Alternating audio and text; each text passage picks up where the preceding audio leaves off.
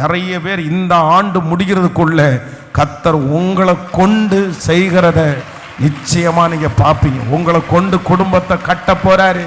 உங்களை கொண்டு சகல காரியத்தையும் கர்த்தர் செய்ய போறாரு. ஆகாது என்று தள்ளின இந்த கல் தலைக்கு மூளை கல்லாய் மாறும். நீங்க ஜபத்தோடு இந்த செய்தியை கேளுங்க. ஜபத்தோட இன்னைக்கு கடந்து போங்க. என்னை கொண்டு கர்த்தர், என்னை கொண்டு.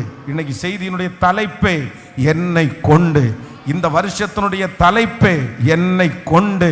நான் சொன்னா கேட்கவே மாட்டேங்கிறாங்க பாஸ்டர்.